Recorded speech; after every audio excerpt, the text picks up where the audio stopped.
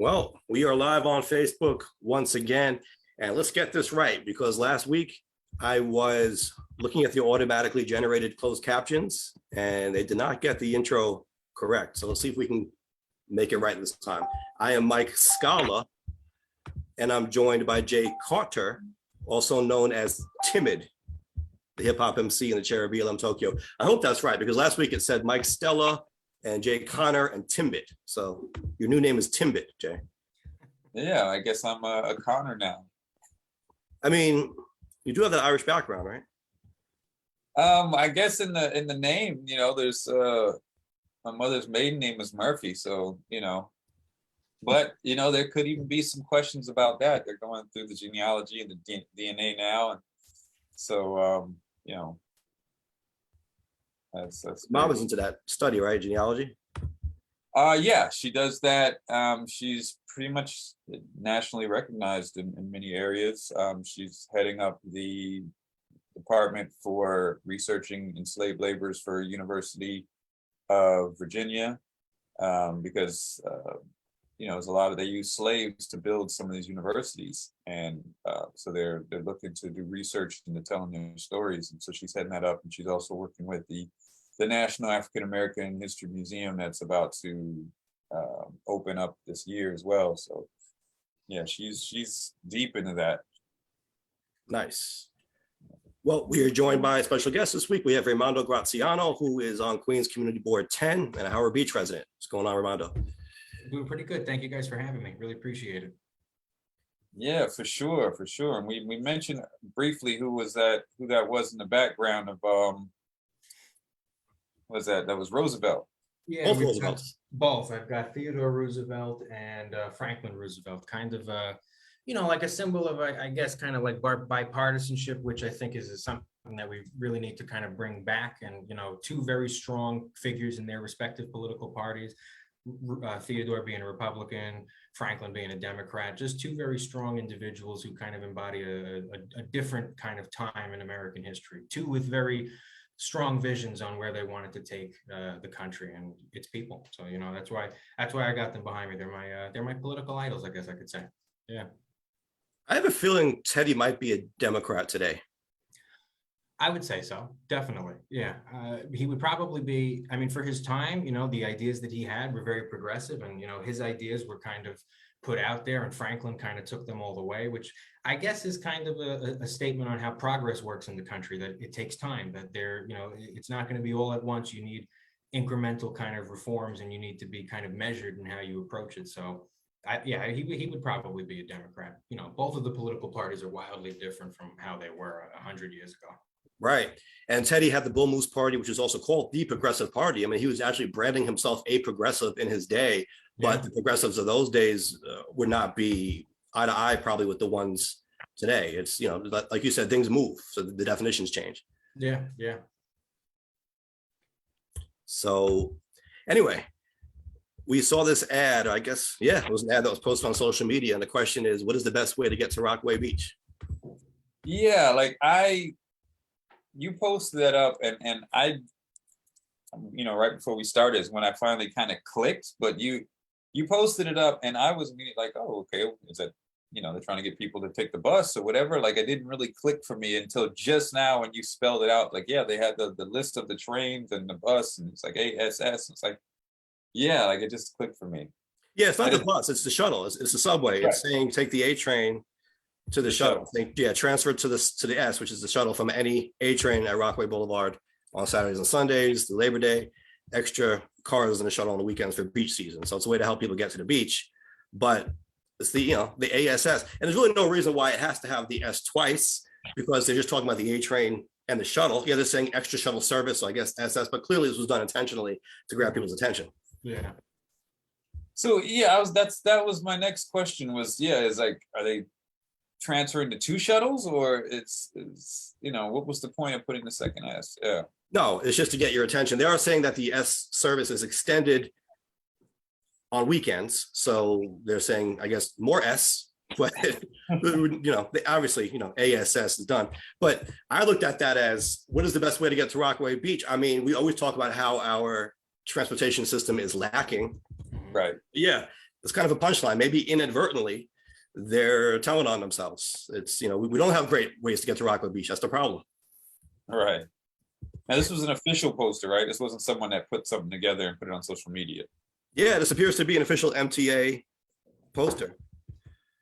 It's a very crude kind of marketing campaign, but I think, Mike, to your point about, kind of doubling down on the fact that we do live in a transportation desert here, especially in the Rockaways. You have, a handful of bus service, and then you really have, two trains. You have the A and the S, and that's it for Rockaway. So it's tough, but I know you're like a big supporter of the Queens Link, and when I ran for council, I was a supporter of the Queens Link too, and we definitely need more options. We need more options for the people of Rockaway for sure. Right. And it's not just the Rockaways. I mean, I think years ago, we called it the Rockaway Beach Line because that's what it was known when it was a branch of the Long Island Railroad. And we're saying we want to bring that back. It's still owned by the city. The right of way still exists. So, the rallying cry was always bring back the Rockaway Beach Line. But I think a lot of people misinterpreted that to mean it would only benefit the people of the Rockaways, when really it would be a boon for the entire city, certainly for Queens. But I mean, just think about the economic growth you would create by enabling people from South Queens, not just the Rockaways, but throughout South Queens, Howard Beach included, Ozone Park included, and so forth, getting to Midtown Manhattan faster. And also people from throughout the city and really throughout the world accessing our airport better. We always talked about Governor Cuomo had the one-seat ride plan, which never materialized. I mean, yeah, how come we're the only major city in the country where we don't have airport connectivity to the middle of our city?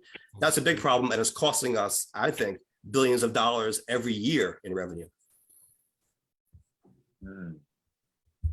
Yeah, I remember we had a conversation, and when I was living there, they just because I think I flew into or out of, or maybe both, of LaGuardia, and it was just kind of like I don't know, just perplexing to me how difficult it was to get there. And JFK is the international airport. You would think there would at least be connectivity to JFK, and there's really not. I see on the A train, you probably see it also, Raimondo, you see people with their suitcases coming, maybe they're tourists from Europe or from anywhere in the world, and they're on the A train trying to get to the city, and they're riding from JFK and they're going to, let's say, Midtown Manhattan or anywhere in Manhattan, but they get so confused because they have to go all the way around through Brooklyn, and they don't realize how many stops it is. And I see it all the time. They'll get up, they'll start looking at the map, they'll start panicking, they'll start asking people, how come it's so long? How come so many stops? What is going on? Why are we still in Brooklyn? They expected a quick ride, as they really should, because they would get that in any other city in America, a quick ride from the airport to the center of the city. I mean, most tourists are going to want to go to Midtown, but it's not just tourists, it's people wanting jobs and businesses and economic opportunity. We don't have that. Right. Yeah. As somebody that takes the train, I don't drive, so I primarily take public transport, either the bus or the train. So whenever I have to go to Manhattan, I'm usually taking the A train, and it's to downtown, you're looking at maybe like 45 minutes to an hour. But then if there's delays, if there are other issues, and now, the way that the subway is with rising crime and mental health crisis that we're experiencing too, it's extraordinarily difficult, especially for people in like our neck of the woods that rely on this for transportation, for reliable kind of transport to and from their jobs. It's difficult, and a lot of times I can understand the frustrations from folks because it feels like concerns are perhaps landing on deaf ears and to how we kind of tackle this transport issue here. It's going to take a huge amount of investment here. It's going to take a lot of public kind of pressure, and even too with the the whole Queens bus redesign plan now too. That's a whole nother kind of can of worms for. I mean, at least like working in community board 10 and whatnot, and seeing the kind of concerns that are coming up from residents about which bus lines are getting cut, what's getting added, how is this going to affect service. It's trying to kind of include everybody's opinion and everybody's say. It's a difficult kind of tightrope to walk, because either way, no matter what road you decide to go down and how you address a problem, you're going to run into folks that aren't going to be supportive and that they're going to have something to say. But you got to try to come to the best conclusion that's going to benefit the most amount of people. Right. And I think we need to stop looking at it like a zero-sum game all the time, where everyone thinks that if you do one thing to benefit someone and you're not in that group, somehow that's hurting you, when that doesn't have to be the case. We should be striving for a city that works for everyone. And I think that is achievable, but our way of thinking, I think, needs to change. Oh, yeah. Yeah, we're seeing something similar to that at the national level with the student loan forgiveness issues right now, with people like, complaining, oh, well, what about me? I paid my loans or whatever. And it's like, that's great, but just because, this group got help doesn't mean, you have to get something out of it at the same time. Like, this is something that's going to be beneficial for everybody going forward. So. And that's the thing, a better economy is better for everyone. So even if you paid off your loans, you think, oh, it's not fair. I mean, don't you realize how crippled an entire generation, really now we're getting into multiple generations of people are economically because of the system, our educational system, where everyone is enticed to take out these loans for this, ridiculous tuition, ridiculous educational fees. And now they can't buy homes. I mean, you're talking about basically generations of people who will never be able to buy a house under this system. How is that beneficial to you? Even if you paid off your loans, even if you're relatively well off, you're living under an economy that just doesn't work for people. Wouldn't you rather live under a system that's better because it's better for everyone, and also you'll benefit too with a better economy? Right. The problem too with an economy that doesn't work for everybody is that that's slowly over time going to erode faith in our institutions as well. Because if people can't reliably find work, if people can't reliably find housing, then you're going to run into a situation where people, you're probably running into it now in a lot of cases, where people tend to go towards the more extreme ends of the political spectrum, searching and longing for an answer to the problems and the woes that they're facing. So when we don't address the problems that we have, right, and this is a serious problem, this comes from somebody too that I don't have any student loans, right? I deliberately made sure that, I'm paying for my college out of my pocket.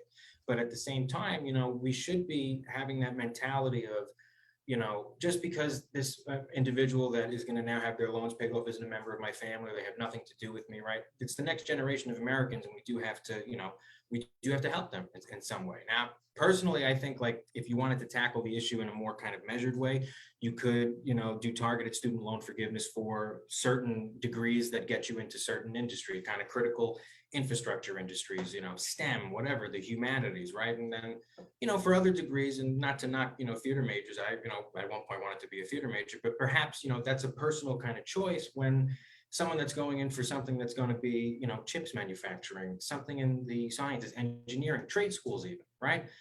That more targeted, and I think would perhaps maybe quell some of the kind of skepticism that you're hearing on the part of a lot of politicians across the country about this student loan forgiveness. Right. And I would like to see more discussion about public service forgiveness. That seems lost in the sauce here. I don't know. That was a big reason why I took out loans for law school, because I intended to go into public service. And that was really part of the deal. If you do 10 years of public service, you get forgiven. I've seen people say that should not apply, but I don't understand how you could argue that if that was basically a term of the contract. You took out the loan under that promise. So how can someone say that shouldn't be honored? And the prior administration wasn't honoring it. It was 90+% of applications they denied, even though they did their 10 years. So we need to get back to that, and we need to, I think, advertise that and encourage that. We need more people in public service. That's not just in government, that's in the nonprofit sector as well. That's an important thing. And if people are sacrificing themselves, like, they could be making a lot of money. Even as a lawyer, if I focus exclusively on private practice and money, yeah, sure, I can make a lot more money that way. But if I'm focusing more on the public side, you're not maybe making as much money, but you're serving the people, you're doing a good for society. And I think we need to be prioritizing that too.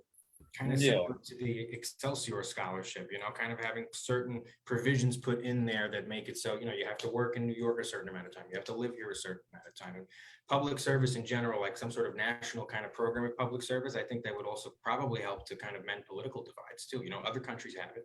We don't have anything kind of comparable to that. Right. And that was something that I worked on when I was in Albany. It was called the New York Promise Program at the time. And actually, I think I mentioned it last week. I actually got to work directly with Joe Biden, who was the vice president at the time, on that, when we made community colleges free. That was what the bill was. And then it got kind of adopted into the Excelsior program as a scholarship program. But the whole idea was to make education more affordable for people and to incentivize people to get their degrees and then to work in New York. New York is helping them with their education, and now they should be giving back to the state and contributing to our economy. 100%, yeah. So, Jay, you have something you want to talk about the White House, right? They put out, I guess they were clapping back at some of these Congress people who were criticizing forgiveness. Right. Yeah. I mean, right now that's kind of the big talk everywhere, right? Because the student loan forgiveness program that's pushed through, you got a lot of people, particularly on the right, and even politicians, congressmen, congresspeople that are, complaining about forgiving these student loans, saying basically, if you take out a loan, then you should pay it back. And a lot of people have been calling it out that people like Marjorie Taylor Greene and some of these others had, hundreds of thousands or millions of dollars worth of PPP loans forgiven by the government, while they're complaining about $10,000 being forgiven by, for student loans for, individual citizens. The official White House account posted just a statement of fact, several tweets. One saying Marjorie Taylor Greene had blah, blah, blah. I think it was a couple $100,000 of PPP loans forgiven. And then they did that with like 3 or 4 different GOP Congress people, which again, the statements of fact, this is true, and they are being very hypocritical. I just felt some kind of a way that it was the official White House account doing it. It just seemed a little, I don't know. It seemed like that account shouldn't be a political debate account, if that makes Well, sense. fundamentally, it's not supposed to be. And for those who don't know, PPP is Paycheck Protection Program, right? So these are for their businesses. But fundamentally, the White House account is not supposed to be a political account. It's supposed to be a government account. And we do have that separation, even in the law, between politics and government. But you could argue that this isn't strictly political either, right? You probably could, because they are statements of fact, but to me, it just seemed like, I don't know, it's kind of rubbed me the wrong way a bit. I would definitely argue it's not a political statement or anything like that. I think what it is, like you said, Jay, it's a statement of fact, number one. And number two, and we see a lot of this today with social media, if politicians are going to be disingenuous about the facts, if they're going to spread disinformation or misinformation, right, then the White House or any kind of like government agency should have, the ability to kind of correct the record. Like, you can be critical of the student loan forgiveness for folks, but also, let's be honest here, tell the truth. You did get loans forgiven. And another question, why is it that certain members of Congress were even voting on this bill in the first place? Some folks that actually did get loans and then loans forgiven, they were the ones voting on the bills. That seems problematic to me in some way. But from the White House's standpoint of just correcting the record of, because from looking at social media and whatnot, there is a lot of disinformation out there, a lot of misinformation, and a lot of mischaracterization of the facts. There is no longer an objective truth or just anything black and white. Everything kind of girds in this kind of gray sort of area. So I like the fact that the White House, kind of came back and said, hey, we're just going to correct the record here. We're going to leave it at that. As a Democrat, I do want to see a more kind of aggressive strategy, not so much in targeting like GOP voters or even GOP politicians, but in just correcting the fact and correcting the record. Because I think at any other point in American history, with the certain accomplishments that President Biden and his administration have accomplished thus far in the presidency, through a lot of roadblocks and through a 50-50 Senate and a pretty close margin in the House, at any other point, he would be getting praise for it. But in this hyper kind of polarized and politicized environment, you're not seeing that. The conversation is skewed in a lot of ways, and the media is to blame for that, not just social media, but the major news agencies and the papers and the press of the country. It's a difficult time to tell the truth in American in our like American point at where we're at right now. Difficult time. I agree with that. At the same time, just the White House account. Now maybe this, I wonder if this will change your mind a little bit. The way they did it wasn't just posted, for example, Congressman Mike Kelly had $970,237 in PPP loans forgiven. They didn't just post that as a tweet unto itself.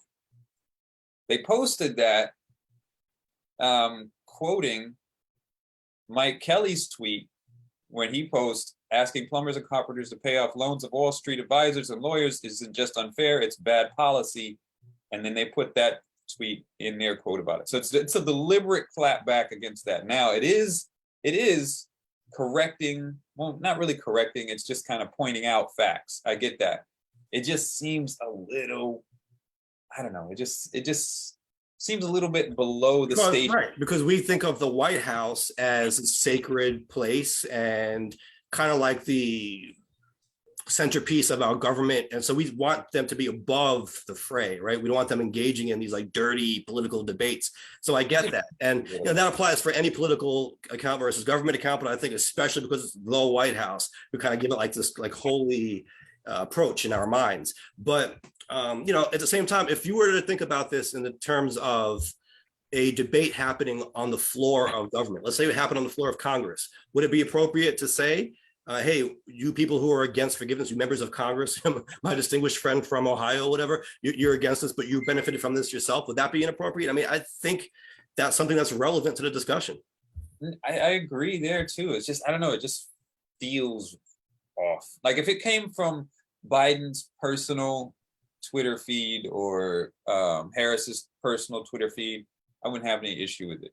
But the White House, there's just a mystique about that it's the White House. Like if it was the Congress, Democrats of Congress official thing, I don't think I'd have an issue with that either. But the White House, the presidency, I don't know, that kind of. We've got someone on here now who I believe is going to have very strong opinions on this. We've got Andrey Bystrov, my campaign manager. And Andrey, I don't know if you caught the discussion we were just having, but we were talking about the official White House Twitter feed clapping back at members of Congress who were critical of student loan forgiveness by saying how much these members of Congress had in PPP loans forgiven. Good for them. That's my statement. Good job. Somebody finally has some balls in that administration. I appreciate it. And that was kind of Raimondo's sentiment as well. I think that, Democrats are perceived sometimes as being too weak. And I think there was this idea that when Biden came in, it was refreshing. He wasn't going to be as petty as the previous president. And so I think a lot of people were happy to see him not get down and dirty, but it is politics. And when you're being punched, sometimes you got to punch back. Well, but hold on a second, right? It wasn't Biden directly. You know what I mean? I don't think he tweeted himself, anything out personally. We have a much different president from the previous one. I don't think he even dictated any of these type of clapbacks. And it comes from the White House account, though. So doesn't he have to take responsibility for it at the end of the day? Oh, no. I mean, he could take responsibility for it. I'm just saying that it's not like, big bad Joe Biden, or what are they calling him? Dark Brandon now? And, that's not what it is. I mean, there's a nice staffer who didn't get fired for smoking pot back in the beginning of the administration, who still is clever enough to handle a Twitter account. If it was his personal account, I wouldn't have an issue with that. It just to me, it feels a little uncomfortable coming directly from the White House account. It seems a little bit too political when that office shouldn't be political in that way. It's supposed to be, but I'm so surprised you're taking this position, man. I thought you would be down. No, I like the message. I just, coming from the White House account, it feels a little off. Why do you think that was done? Because that was obviously done intentionally. It could have come from the president's account. It could have come from a political account. It could have come from the vice president. Why did it come from the White House account, do you think? I think what we're seeing is kind of like the evolution of our institutions in real time. It's a manifestation of the bully pulpit just for the 21st century. I mean, in a previous time, perhaps the president would have, kind of made a statement in the press, or maybe he would have put something out, a statement, whatever. But now each president kind of remakes the presidency in his own image, because the presidency has become so powerful and so, kind of its own beast in its own right. So, Trump changed a lot of norms in regards to the presidency. And now, there are things that obviously Joe Biden's not going to do that Trump did, but there are things that, Joe Biden could definitely learn. The aggressive nature of Donald Trump is something that I think Democrats could kind of capitalize on. And I think this is, at its core, just the evolution in real time of our institutions. It's the use of the bully pulpit in a way that has not been used in a long time. I mean, maybe you could say that Trump used the bully pulpit in that way, but it's interesting to also be able to see a Democrat do the same. Right. Yeah, the president's, Biden's personal account or the POTUS account, I'd be fine with this. The White House account seems, I think maybe the difference for me is that for the POTUS account or for Biden's account, these are politicians' accounts. The White House account is an institution. I think that's where it's yes, but here's where the intersection comes from, right? Which is the person sitting in the White House, sitting in the Oval Office, is Joseph Robinette Biden, who's also the leader of the Democratic Party, which is heading into a very important midterm election, right? So there's that element of it too, that he is in fact the leader of the Democratic Party, and it's right now it's time for a more of an aggressive stance coming into the midterms. He's seen how well all of this works on social media for somebody like Fetterman in Pennsylvania, and so I think that there's been some polling done. They think that a more aggressive stance is probably beneficial to all the races coming up. And he, as the leader of the party, should adopt the same stance in a certain sense, right? No, I particularly get that. not, particularly not in any way try to run away from the accomplishments that he's, successfully done over the past few weeks. No, I get that, and I would applaud if he stood up on camera and said that exact same thing. I would be, yeah, fucking get him. But it's just the White House account. I don't know. That was just something that sticks for me. Lixa in the chat says if someone posts something on the official White House account, it is perceived as coming from the president. Yeah, I get that too. It's just, I don't know. Maybe it's just me. No, I understand that inclination, and I think of it in legal terms, right? In terms of the separation between politics and government. And the White House is always kind of funny because you do see presidents giving political speeches outside the White House, or even in the White House sometimes. There is that gray area there. And, I do think that there is a need to be more aggressive. We can argue the appropriate way to do it and, how exactly it should be done and which account should be used, but that may be getting into too many details at this point. I think the larger point is that we do need to be more assertive in what we're doing and calling out the truth and not letting people get away with lies or being just, hypocritical or spreading misinformation. Absolutely. There was a clip that I had sent you earlier this week of a Fox News clip, and there was one of the pundits on there, and they were talking about Biden, and I don't know what her political affiliation was, but she was like, okay, wait, let's at least set the record straight. And she's like, when history looks back at this Biden presidency, and she goes down, she's like, they'll see, this, and she listed off like 5 or 6 different great accomplishments. And I'm like, that's how Democrats definitely need to be speaking right now. They need to be walking out there and, letting it hang. So this is what we've been doing. This is what's accomplished. Like that assertiveness needs to happen. Sure. Right. But the truth and the capacity for Democrats to relay that truth has always been a very kind of a large, nebulous part.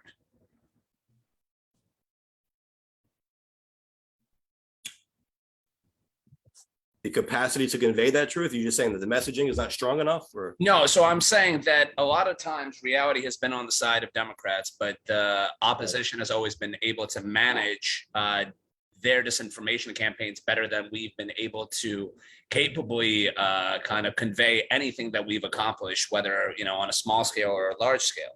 So. And a lot of he agrees. seem to be on the defensive a lot of the time. Right.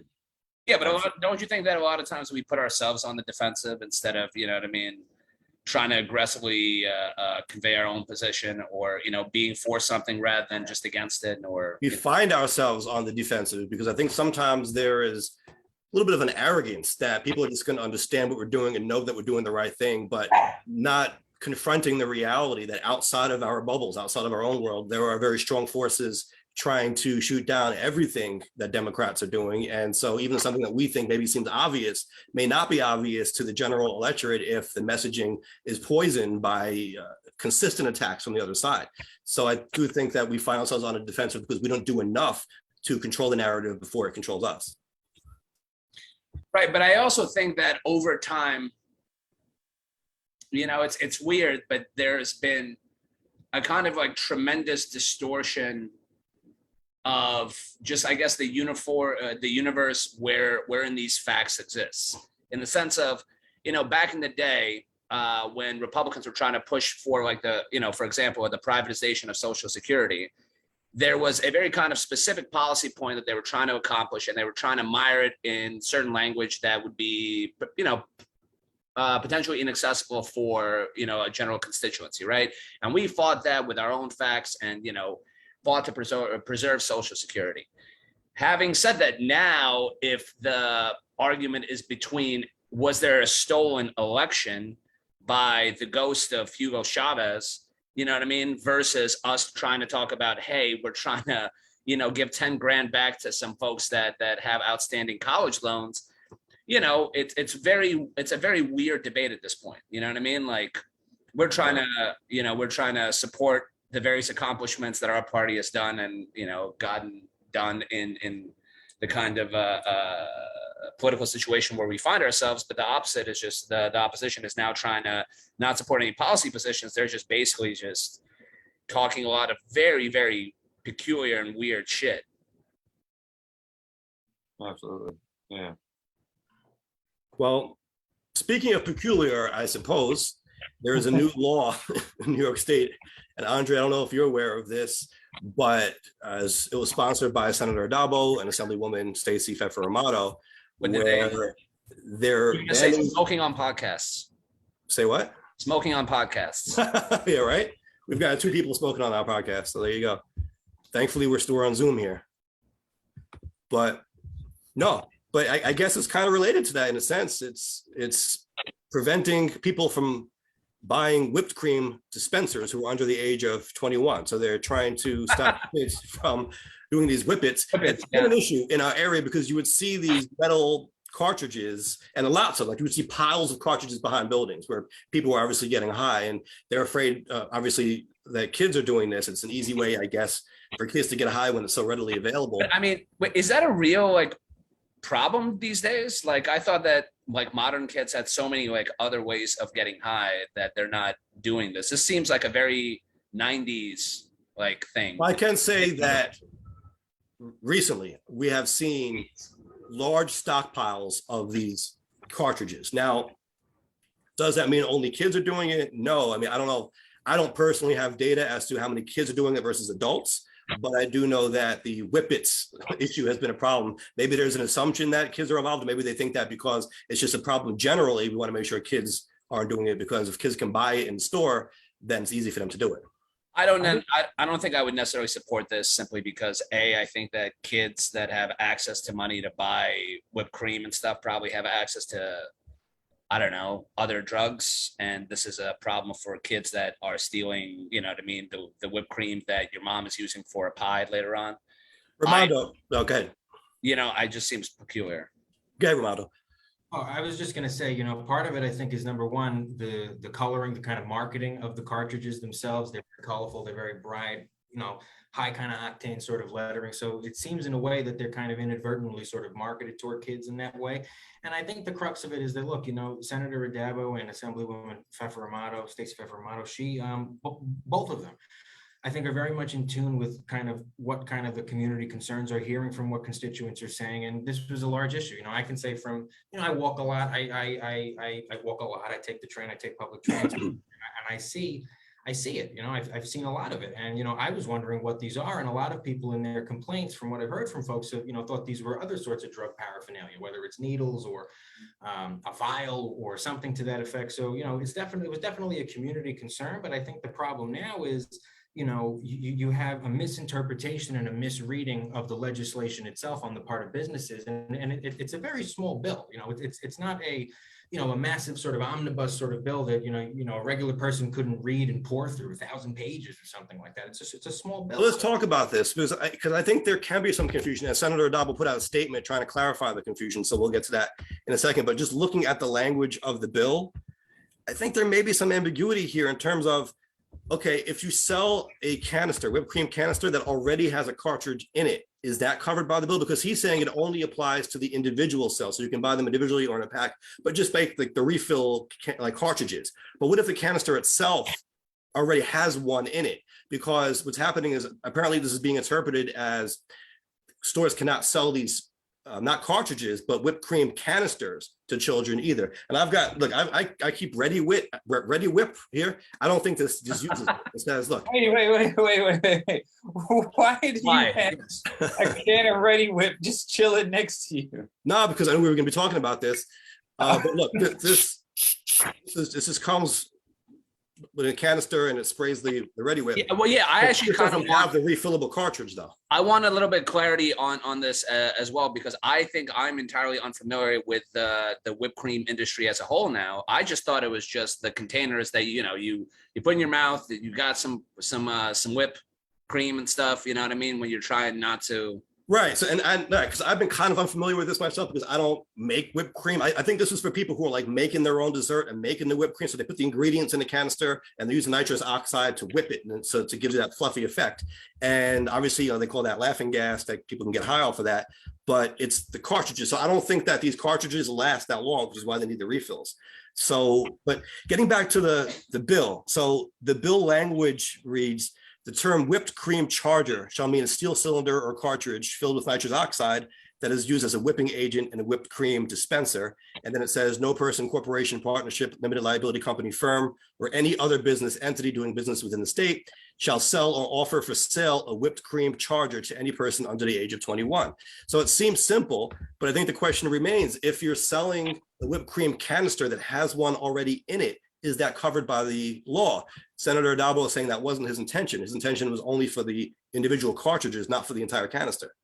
Right. Well, I guess if it says charger, I guess it implies that it's something supplementary. It's not something that comes directly with it. But again, it would be a question to ask. But I was looking at an article to answer Andre's point on whether people are actually doing this. According to the DEA, it looks like 1 in 5 young people use inhalants by the time they reach 8th grade. See, but that's my point.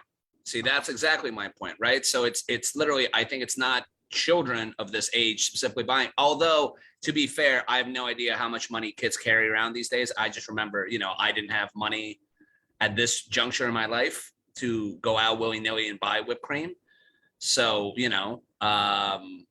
and then by the time you hit high school, a lot of kids are smoking pot and doing those type of things. And it just, but again, it does seem, but so my point being is, are these very, very young children, and how much would you keep it out of their hands by not allowing stores to sell them is my question, right? Is it, I'm assuming that, again, this is more so they're going into, mom and dad's pantry drawer and pulling out a whipped cream can and canister, et cetera, right? Right, but my understanding is that the cartridge doesn't last that long. So if they're really trying to get high, they need more than just the one canister. See, we. All right, by the way, disclaimer: we are not in support of, and we're not trying to tell kids how to get high. No, but we're trying to have a conversation about the law. And honestly, the way it's written, I think does leave room for some confusion. But maybe someone can clarify this who knows more about how these things work. Do the canisters come with a cartridge already in them, or I'm assuming they do, or do you have to buy them separately all the time?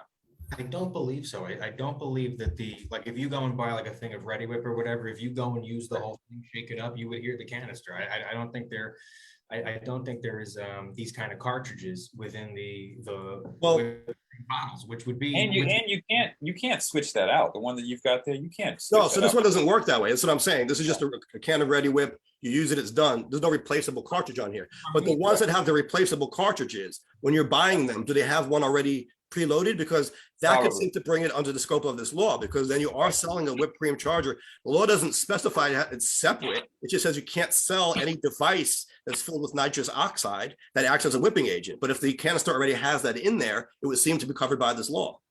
Right. I know you can buy like these cartridges at bodegas or delis or things like that, but the amount of kind of nitrous oxide that's in a Ready Whip can or whatever, it's basically negligible. You're not going to be able to get high off of a can of Ready Whip, for instance. But the main crux of it is it's the cartridges, and the cartridges are used for bakers. Bakers buy these things. If you're an individual that's baking at home and perhaps you want to make your own whipped cream, you would do that as well.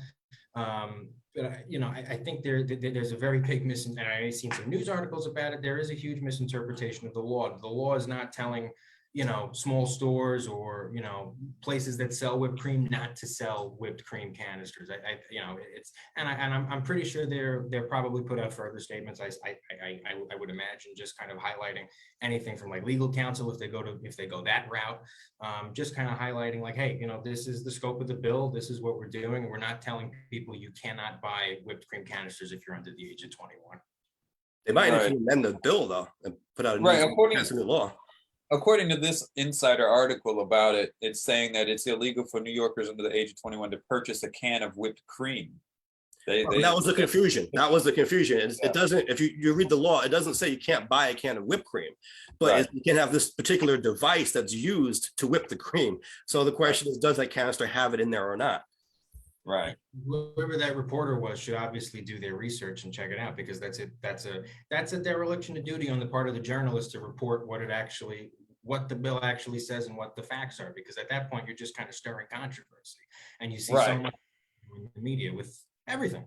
It's a huge problem with the press right now. All right. Well, that's Katie Belovic. Everybody, let's call her up and be like, Clap hey, back. Clap back from the official White House account. get your back. For some reason, I just had a weird imagined thing of just a bunch of 8th graders smuggling whipped cream from Jersey City and stuff into New York. It could happen. Those canisters that you showed, Mike, I remember when I was in school, we used to use something similar. It might have been the same types of things in shop class when we would create these go-kart cars out of wood. We designed the wood and we put the wheels and everything on it, and we'd have their drill a hole in the back for those canisters, and those canisters would propel the cars. And so that was what one of the projects were. And so we'd have a lot of these, but they were CO2 containers, but it's very similar to that. It's funny, people were debating on Twitter about just the idea of banning whipped cream from kids when there was all this confusion about what the bill actually did. And they were saying this is unfair because you're stopping kids from making delicious desserts. But what kid really goes out and buys whipped cream to make it a dessert? I mean, I never experienced that in my life. Am I that out of touch? Are kids doing this now? It depends, I guess. Some kids might be, in baking, starting their baking career. Maybe, hot chocolate, Well, wouldn't most children get it from their parents? Are kids really going out buying whipped cream devices? Yeah, that's what I was trying to say. I didn't think it was such a big thing. At the same time, look, my son is 14 now. I'm gonna literally call him right after this Zoom meeting, after this podcast, and I'm gonna find out if this is a thing that's going on in his school. Don't put ideas in the kid's head. Well, no. Listen, trust me. Wait, I can get high off of whipped cream. And listen, Wait, you'll be super proud of this, man. Apparently a month ago and stuff, he ended up clowning one of his classmates by arguing how much Nas was superior to Playboy Cardi. And he's being called an old head at his own 8th grade for being. And this relates to whipped cream how? I'm saying that he's too smart based on his, knowledge of hip hop as a 14-year-old to be getting high from whipped cream. I don't remember that on any Nas record, on any Pac record, on any Biggie record. Right. Yeah. And to be fair, I guess, this was, again, I think Andre mentioned it in the 90s, or maybe even the 80s, there was a big issue with whippets being kind of popular. And I do think they were getting it just from regular whipped cream canisters. It wasn't anything specific, but I could be wrong. I don't know how to use the things.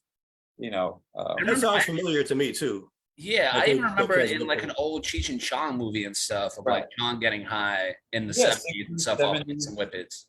Yeah, it's not anything new. That's But, and I guess I harp on this because I'm trained as a lawyer. I always look at these, language issues. And I need to know more about the facts. I guess I got to go out and buy some of these whipped cream containers because the Ready Whip isn't it. I don't think it applies to this really at all. But they specify a steel cylinder or cartridge filled with nitrous oxide. So if the canisters that you buy have some kind of whipping mechanism, but they're not steel, I guess they wouldn't be covered under this either. Licks in the chat says there's a man that does whip while parked and does one after the other and leaves about 20 empty cartridges in the streets. It's Jesus. at tobacco stops. I'll be honest with you. I'm more concerned about that gentleman driving after that. Yeah, I agree. That's crazy. Yeah, And I would say get that license plate. Get that plate.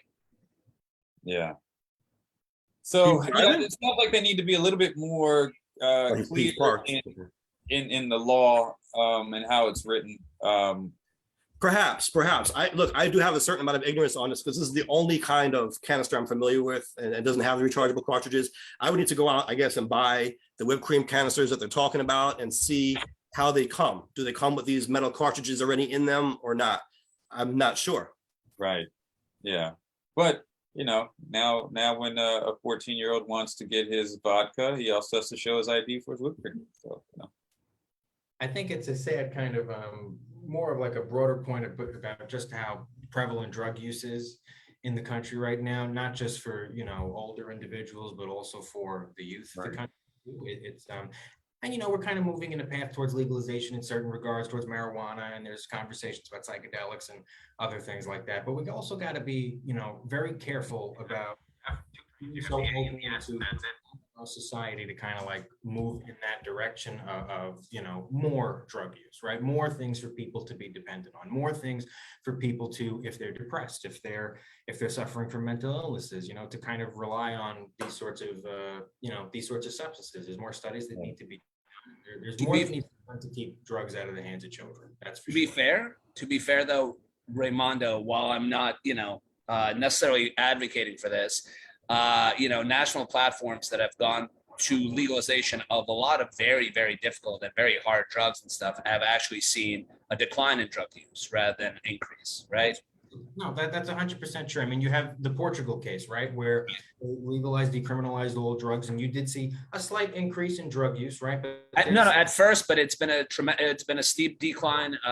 Yep, over time. Yep. The whole thing of you're going to have people that are going to do drugs no matter what. You're going to have people that are never going to do drugs, and you're going to have people in the middle. Either way, you're going to shift a little bit, but you know, I think it's not so much about like, you know, we don't want to kind of put a hard barrier on what it is that people can do and can't do with their free time, but also too, it is an important conversation, I think, to have about, you know, what does it say about our society when we're so heavily dependent upon these things, and not just like, you know, marijuana or psychedelics or whatever, or alcohol, whatever it might be, but even still, you know, prescription drugs, right? We have a huge opioid problem in this country, right? These are problems, you know, and it's a lot of that falls in the pharmaceutical industry, but also, you know, there are other more constructive ways to work through issues, or, you know, I mean, look, if people want to do things recreationally, that's their business. That's not, you know, we should tax it and we should get the revenue, put it into important kind of projects that we need to complete in the country. But also we do got to be reticent of, you know, not creating that kind of culture that kind of pervades, you know, for generations. But we should also be cognizant of how we can affect drug policy and figure out the ways that in which it can work. I mean, you can take Louisiana as an interesting case. I've been, you know, to the degree that I'm able to, try to send some money to the senatorial candidate over there, Gary Chambers, right? And one of his main platforms is literally about the legalization of marijuana and the taxation of it in the state of Louisiana, which unfortunately every single alcohol manufacturer has been lobbying against, because Louisiana is known as a state where you can go and get drunk and walk around, you know what I mean, and do whatever. So they've been fighting against it, even though it's, you know, prime real estate for, you know, a marijuana operation. It can actually bring up a number of industries there, and, you know, a number of things that are important for their own constituencies. So I think that, you know, you can't have any kind of single-minded approach when it comes to drug policy in general, and, you know, different things work for different places. Yeah. Well, I guess that should be our poll question for the week in terms of New York. What do we think works in New York? What should we do here? What should our approach be to this? So we want to ask people, do you agree with banning the sale of whipped cream cartridges to those under 21? You should also, but make sure that there's also like a third option of just people who just do not care about this. If they don't care, they won't vote. No. But I mean, for some people, like I honestly, I don't know what my opinion of this is. I tend to be reticent, as I said, of, you know, making legal behavior illegal. It makes, you know what I mean? I think that if kids aren't getting high from whipped cream cans, maybe they'll go towards, you know, those ready cheese cans and stuff. And then maybe to, like, you know, sniffing gasoline.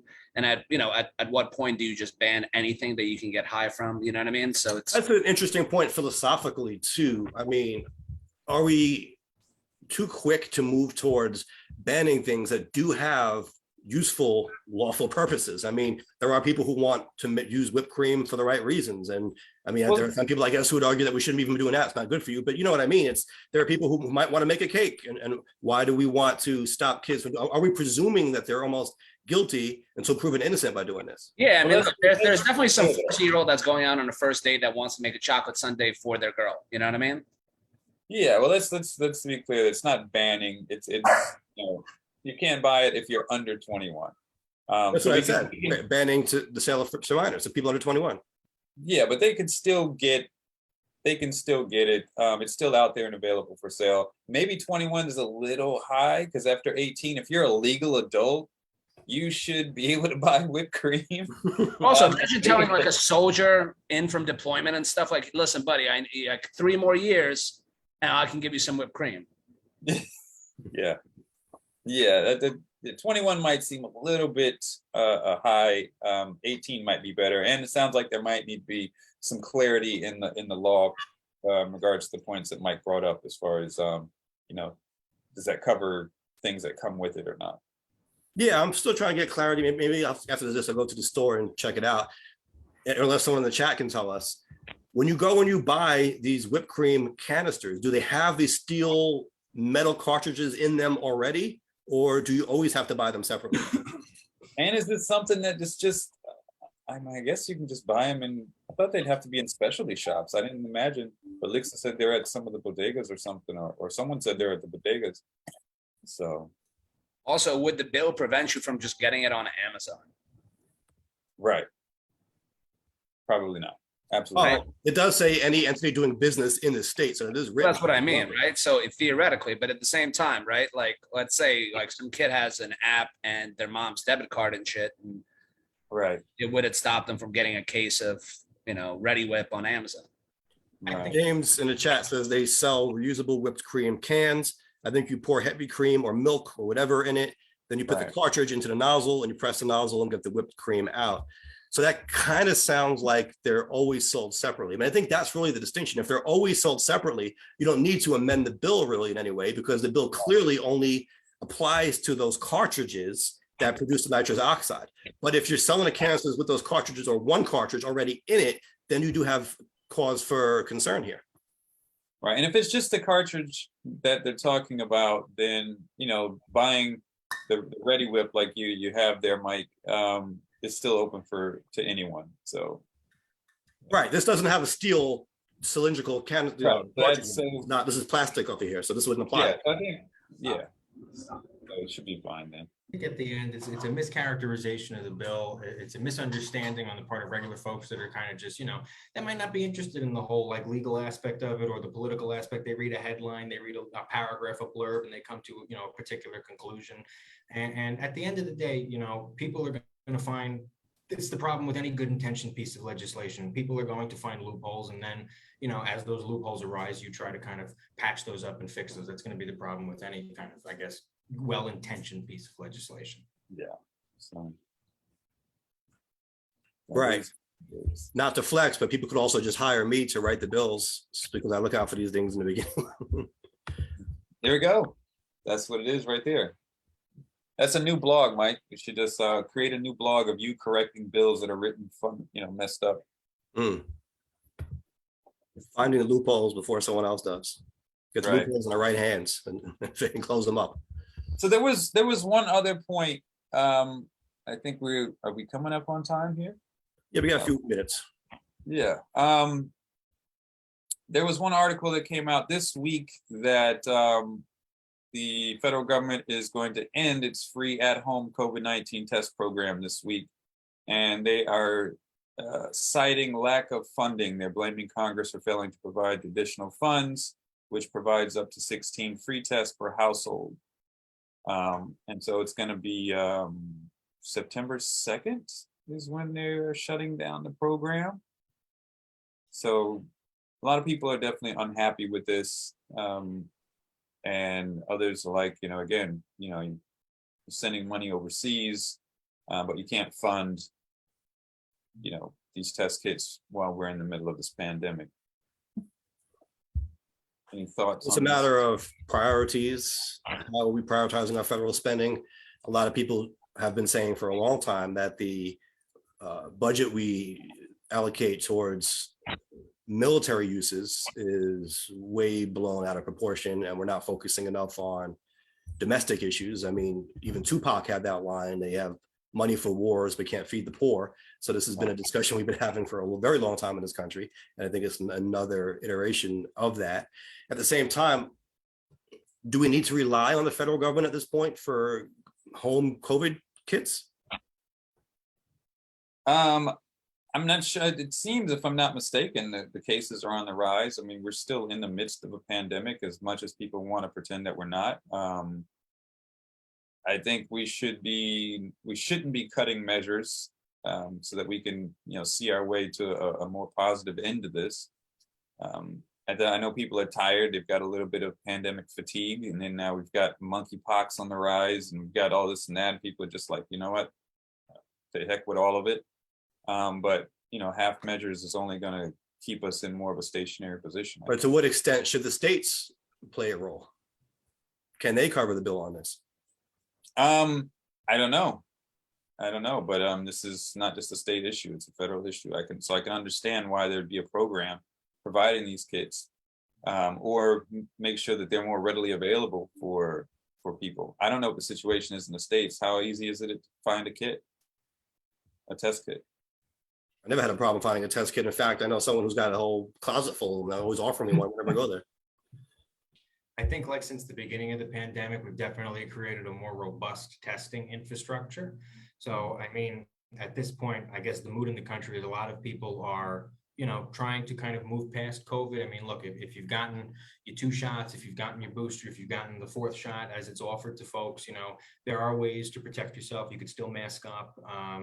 But yeah, Mike, to your point, it's shifting priorities in a lot of different ways. I mean, yeah, there's a whole argument to be had about how we kind of appropriate defense spending in the country. But, in the Ukraine situation, whether or not you believe America should be the kind of police force of the world and kind of helping to be a bulwark for democracy abroad, it's been our position for a very long time.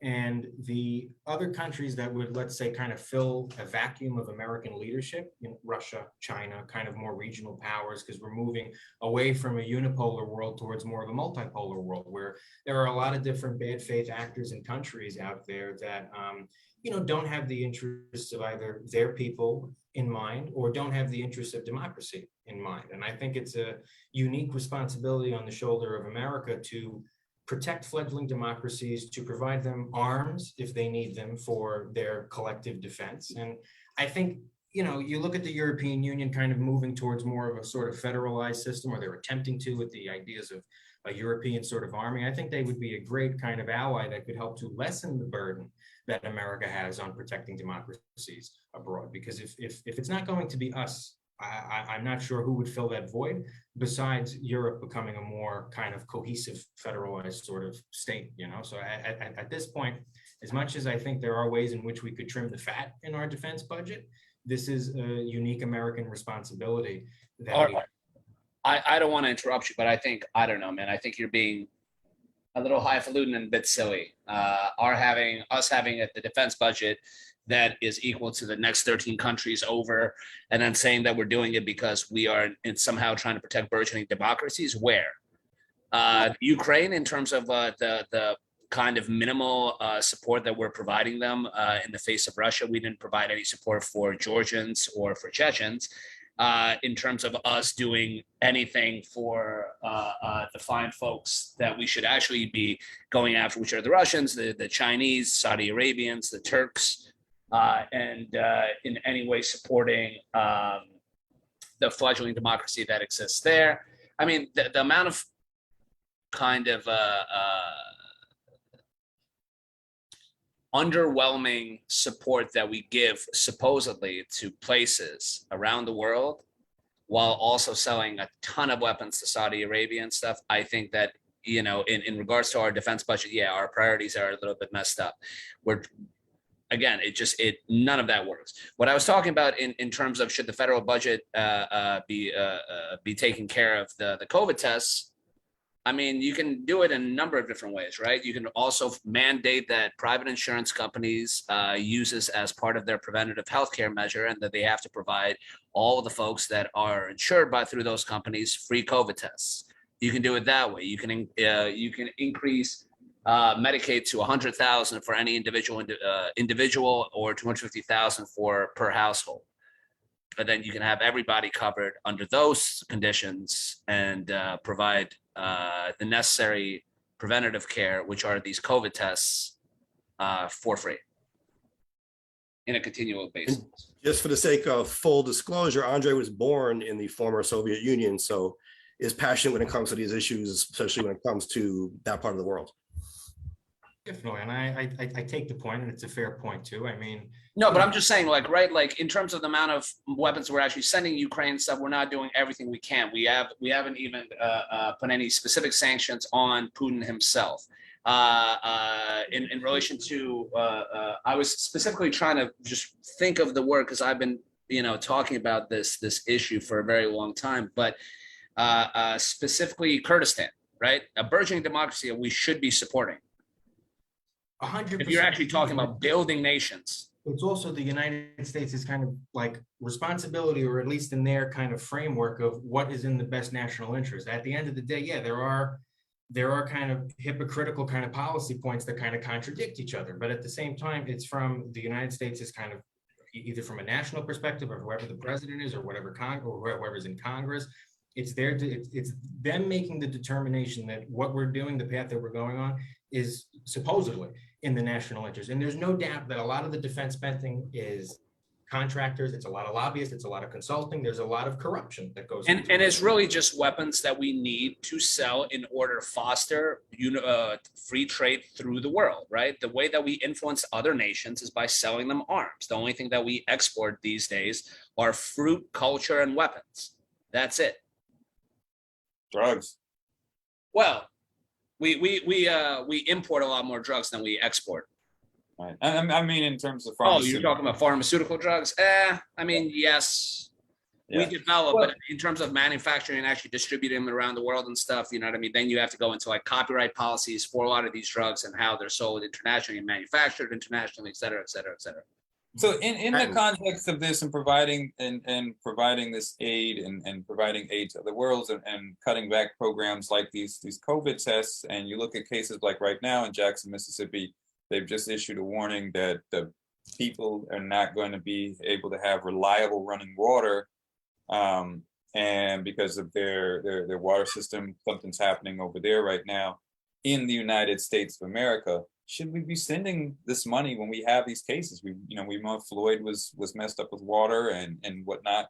Like, people are paying their taxes here, the citizens here. Should they not expect that these cases are taken care of first before we export this money to other parts of the world? Well, hold on a second. I mean, there is also a major difference between sending military and financial aid to a fledgling nation that's trying to fight for democracy and, in and of itself, betters our foreign policy in terms of our status within the world versus selling military weapons to Saudi Arabia because we want to be on friendlier terms with them while they're killing Yemenis folks, right? Like, there's a major difference in terms of like where certain weapons that we've manufactured and spent money on, where they go.